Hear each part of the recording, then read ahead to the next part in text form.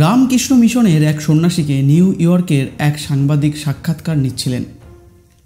সাংবাদিক প্রশ্ন করলেন, স্যার, আপনি গত বক্তৃতায় বলেছিলেন কন্ট্যাক্ট আর কানেকশানের মধ্যে পার্থক্য আছে, ব্যাপারটা একটু বুঝিয়ে বলবেন? সন্ন্যাসী হেসে প্রশ্নটি এড়িয়ে গিয়ে বললেন, তুমি নিউ ইয়র্ক থেকেই তো? সাংবাদিক বললেন, হ্যাঁ। সন্ন্যাসী, তোমার বাড়িতে কে কে আছেন? সাংবাদিক একটু অস্বস্তিতে পড়ে গেলেন। মনে হলো সন্ন্যাসী খুব ব্যক্তিগত প্রশ্ন করেছেন।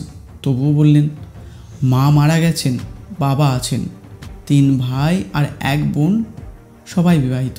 সন্ন্যাসী আবার জিজ্ঞাসা করলেন, তোমার বাবার সঙ্গে কি কথা বলো?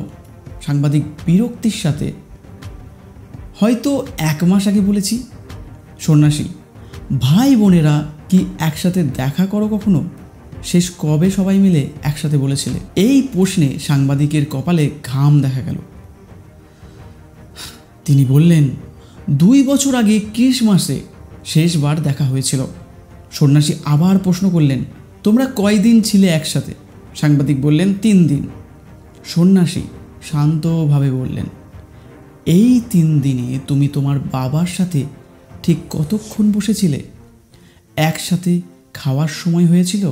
জিজ্ঞাসা করেছিলে তোমার মা মারা যাবার পর তিনি কেমন আছেন? এবার সাংবাদিকের চোখে জল চলে আসে। তিনি আর কথা বলতে পারলেন না।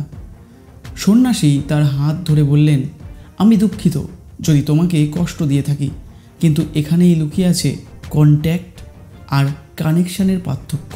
তোমার বাবার সঙ্গে যোগাযোগ আছে, কিন্তু সংযোগ নেই। তোমরা সবাই একে অপরের সাথে যোগাযোগ রেখেছ, কিন্তু হৃদয়ের সংযোগ নেই। আজকের দিনে আমাদের সবার যোগাযোগ আছে ফোনে, হোয়াটসঅ্যাপে, ফেসবুকে, কিন্তু আসল সম্পর্ক কমে যাচ্ছে।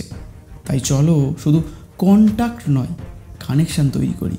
প্রিয়জনদের সময় দিই, যত্ন নিই আর ভালোবাসি।